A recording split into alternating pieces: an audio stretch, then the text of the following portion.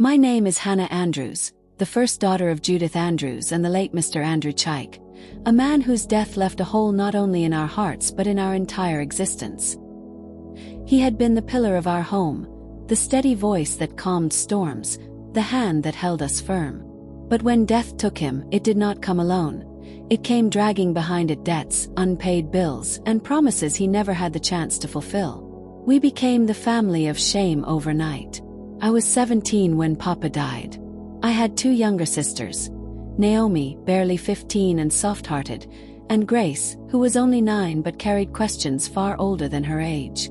My little brother, David, just 6, often asked why Papa never came home from the hospital. Mama never had answers, only tears that she tried to hide. We owed money everywhere, at the market, to the landlord, to Papa's colleagues.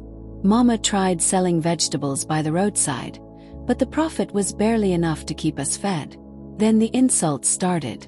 Children mocked us at school, neighbors whispered, and some women would say out loud, "The Andrews girls should better marry rich, at least then their mother won't beg anymore." I grew up swallowing shame like medicine. One evening, Mama called me into her room.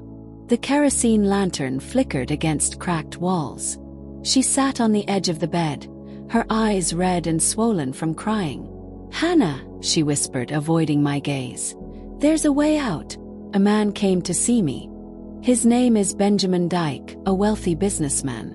He wants to marry you." The words landed like stones on my chest. "Marry me?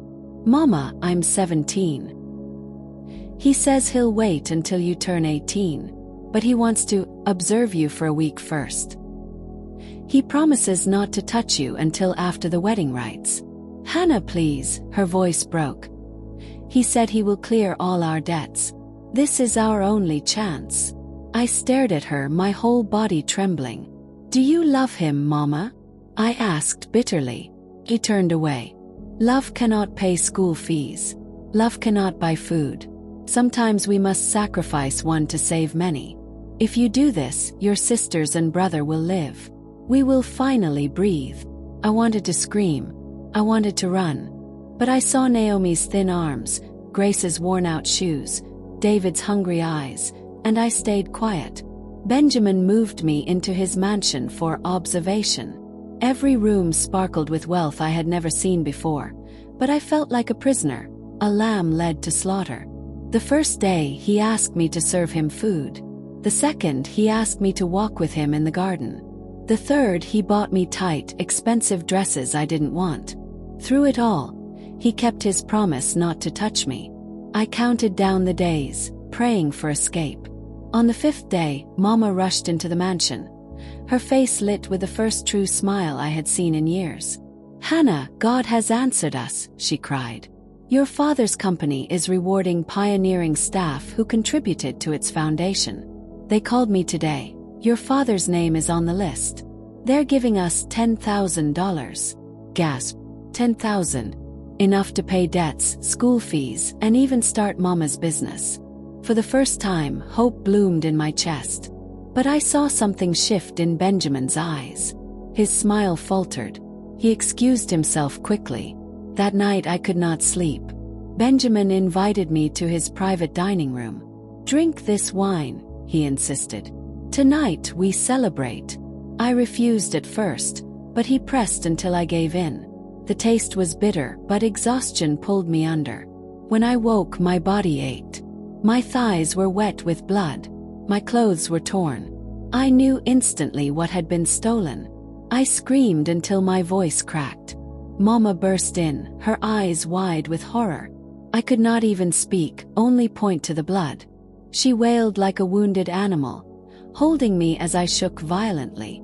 "Benjamin!" she screamed. But he was gone. Mama took me to the hospital.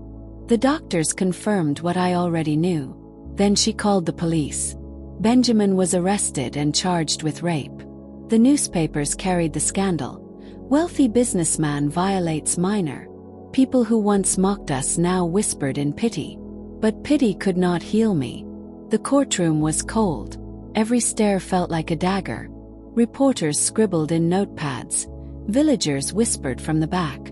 I sat beside Mama, my hands trembling in hers. When they brought Benjamin in, he wore a crisp white shirt, hair neatly combed, smiling as though nothing had happened. When it was his turn, he stood tall and lied. "Your Honor," he began, "I am a respected man. I have no reason to force myself on a girl. Her mother promised me her daughter's hand in marriage in exchange for money. It was an agreement. But when she found another source of income, she backed out. And now, to cover her shame, they accuse me falsely. The girl came willingly. She drank wine with me. She flirted. I never touched her." Gasps filled the room. My throat burned with rage. I wanted to shout, "Liar! You drugged me." But the gavel silenced the murmurs. Then it was Mama's turn. She began calmly, but the lawyer's questions pushed her until she broke. "I did it to save my children," she screamed, sobbing. "Yes, I agreed. I was drowning in debt. I thought if I sacrificed one I could save the rest. I thought he was a man of honor. But he is a beast." She turned to Benjamin, pointing at him. "You swore you wouldn't touch her until marriage rites were done. You deceived me. You destroyed my daughter. May God judge you." Her cry filled the courtroom, raw and piercing. She collapsed into her seat, trembling. I held her hand, but my heart was torn in two. Because in that moment I hated Benjamin, but I also hated Mama. That night, back at home, I followed Mama into her room. "Mama," I whispered, my voice shaking, "you sold me." Her eyes widened. "Hannah." "No." Cut her off, tears streaming. "You gave me to him. You put me in his hands. You made me a bargaining chip." She fell to her knees, clutching me. I was desperate. "Forgive me. I thought I was saving us all. I never knew. You were supposed to protect me." I screamed. "You chose money over me. You left me to him." Her sobs filled the room. "If I could take your pain, I would. If I could die to give you back your innocence, I would. Forgive me, Hannah. Please." I turned away, collapsing onto the bed. Part of me longed to forgive her. Another part felt betrayed beyond repair. Weeks later, the judge declared Benjamin guilty. He was sentenced to prison for rape and drugging a minor. Some cheered. Others whispered. But I sat hollow. No sentence could restore what I had lost, nor erase the whispers in the village, nor mend the rift in my soul. In the village I could not walk freely. Some pitied me. Others sneered. She wanted a rich husband. She's no longer pure. She should be grateful someone wanted her at all. Every word stabbed me deeper. Naomi avoided school. Grace asked, "Why do people hate us?" David clung to Mama's wrapper, afraid. I wished I could vanish. But Mama refused to break. She told me, "Hannah, your body may be stained, but your soul is untouched. You are not what happened to you. You are more." With the compensation from Papa's company, she cleared our debts and started a small store. Life began to mend little by little. When I turned 18, Mama sent me away for college in a neighboring town. I wept as the bus pulled away, leaving Naomi, Grace, David, and Mama behind. But I also felt something new. A fragile hope.